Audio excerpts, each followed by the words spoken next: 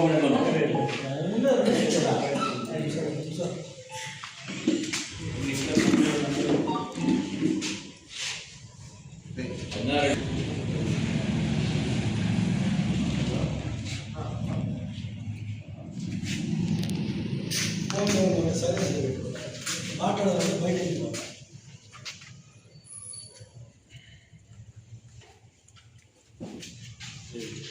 మొదలు పెడతామా? ఫోటో తీసుకున్నా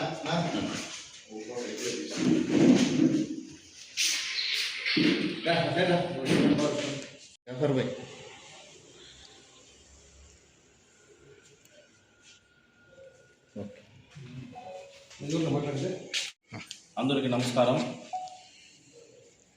మొన్నట పల్మనేరు పురపాలక సంఘంలో జరిగినటువంటి వాయిదా మున్సిపల్ మీటింగ్ వాయిదా గురించి ఈరోజు వైఎస్ఆర్ కాంగ్రెస్ పార్టీ సంబంధించిన మున్సిపల్ కౌన్సిలర్లు అయితే కార్యకర్తలు అందరూ కూడా సమావేశం ఏర్పాటు చేయడం జరిగింది. మున్సిపల్ చైర్మన్ గారు ఆ రోజు ఆరోగ్యరీత్యా వల్ల రాలేక మున్సిపల్ కమిషన్ ఫోన్ చేసి ఈ మీటింగ్ని వాయిదా వేయాల్సిందిగా కోరడమైంది. ఎప్పుడైతే మున్సిపల్ చైర్మన్ గారు చెప్పిన తర్వాత మున్సిపల్ కమిషనర్ ప్రతి కౌన్సిలర్ ఫోన్ చేసి మీటింగ్ లేదు, మీటింగ్ పోస్ట్ పోన్ అయింది, 2 రోజుల తర్వాత మీటింగ్ పెడతారంట అని చెప్పినారు. తర్వాత ఏమైందో ఏం జరిగిందో తెలియదు, కానీ అతనికి ఎవరు చెప్పినారో తెలియదు. 4 మంది తెలుగుదేశం పార్టీ కౌన్సిలర్ పిలిపించి మీటింగ్ జరిపించినారు. ఏ భారతదేశ రాజ్యాంగంలో కూడా మున్సిపల్ చైర్మన్కి పూర్తి అధికారాలు ఉంటాయి. మీటింగ్ జరిపించేదానికి, బాడీ నిర్వహించి ఏ విధంగా మన ప్రజా సమస్యలు అయితే ఏ విధంగా అజెండా రూపంలో మనం పొందుపరుస్తామో ప్రతిదీ కూడా చర్చించేదానికి ఒక వేదిక ఏర్పాటు చేసుకొని మున్సిపల్ సమావేశం జరిపించే హక్కు పూర్తి సర్వహక్కులు మున్సిపల్ చైర్మన్గా ఉంటుంది.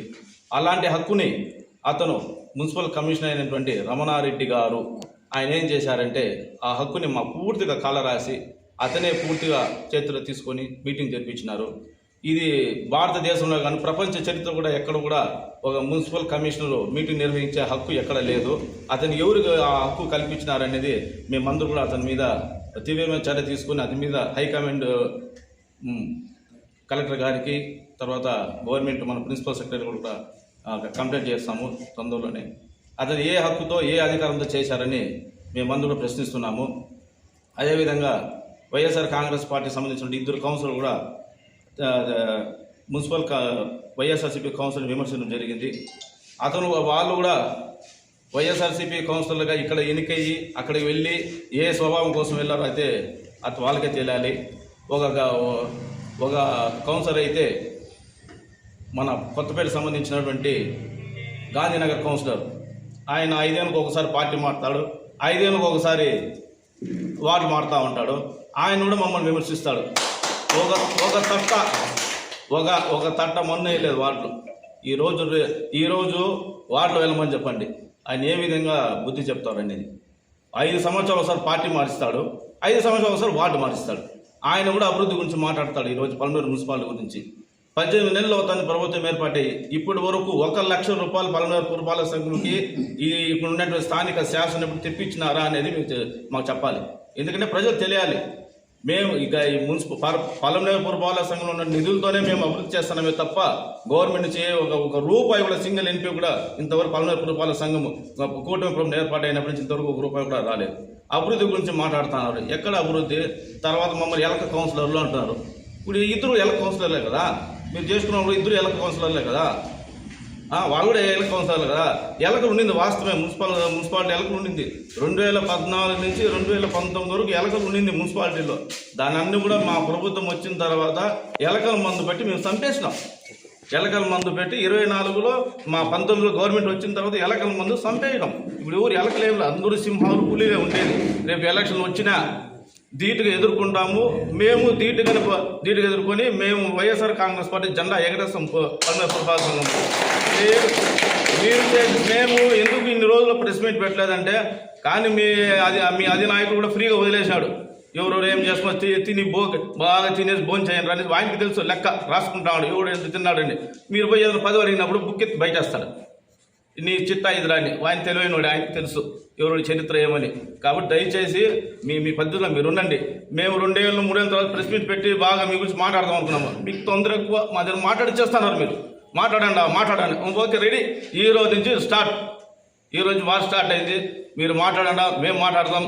అభివృద్ధి గురించి మాట్లాడండి, అవినీతి గురించి మాట్లాడండి. ఇక్కడ ఉన్నటువంటి ఏ కార్యకర్త అయినా, వైఎస్ఆర్సీపీ కౌన్సిలర్ అయినా అవినీతిలో మేము ఉన్నాము, పలానా జాగా మేము తినేసినాము, పలానా కబ్జా చేసినామని నిరూపిస్తే మేమందరూ కూడా రాజకీయ సన్యాసం పుచ్చుకుంటాం.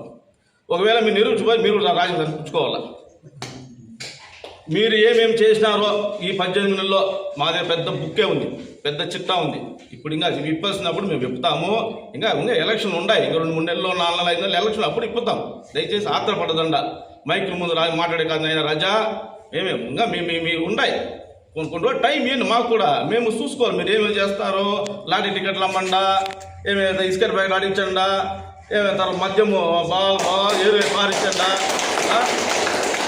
ఆ మదనపల్లి రోడ్డు ఒకసారి చూడండి, 9 గంటలకి ఎట్లుంటుందంటే తాగేసి పనుకొని నిద్రపోతూ ఉంటారు. ఈ 24/7 మద్యం. మదనపల్లి రోడ్డు కాదు, మద్యంపల్లి రోడ్.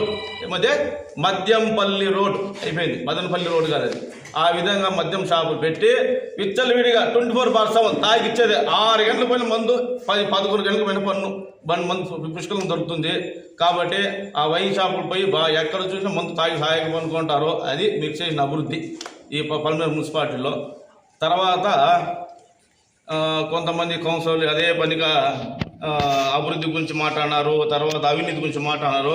నేను సవాల్ విసురుతాను మీ అందరికీ, మీ తెలుగుదేశం పార్టీ నాయకులకి, కార్యకర్తలకి అందరూ కూడా.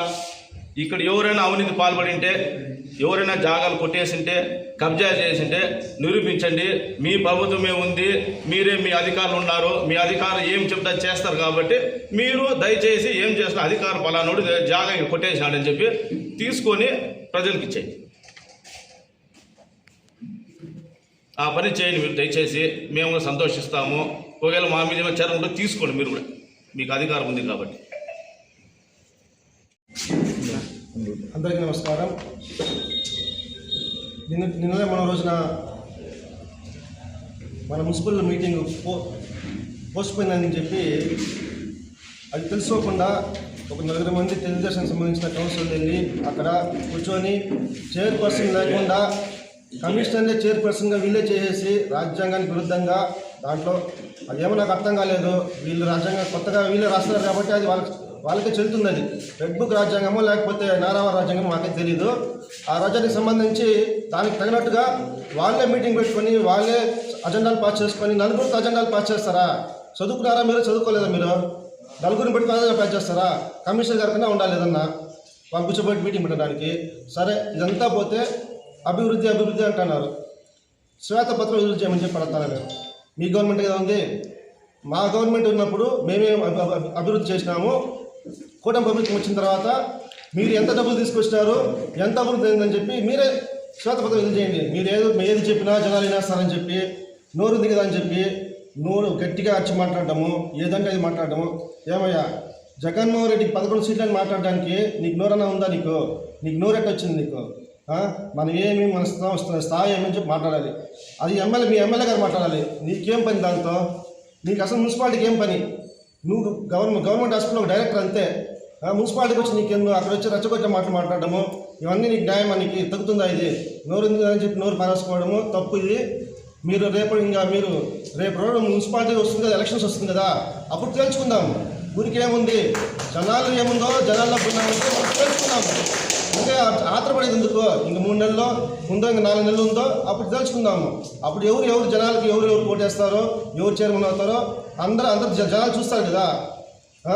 ఊరికి ఏదో ఎలకలుతున్నాయి, ఇంకోటి అని చెప్పంటున్నావు. ఆ విధంగా ఎలకలుతున్నాయి అంటే మా ప్రభుత్వం ఉన్నప్పుడు మీరు ఏ విధంగా మీరు ఏ విధంగా ఇద్దరు ఏ విధంగా మీరు కౌన్సిలర్ అయినారు? మిమ్మల్ని మేము ఆ ఎలకలు మీ దగ్గర తినేసి ఉంటుంది. ఎలకలు మీరిద్దరు ఎలా కౌన్సిలర్ అయ్యారు? మీరు మీ పార్టీలు ఇద్దరు ఎలా కౌన్సిలర్ అయ్యారు? ఏదంటే అది మాట్లాడతారు మీరు. కాబట్టి మేము కోరుకునేది ఏమంటే అందరికీ మర్యాద ఇచ్చి మాట్లాడండి.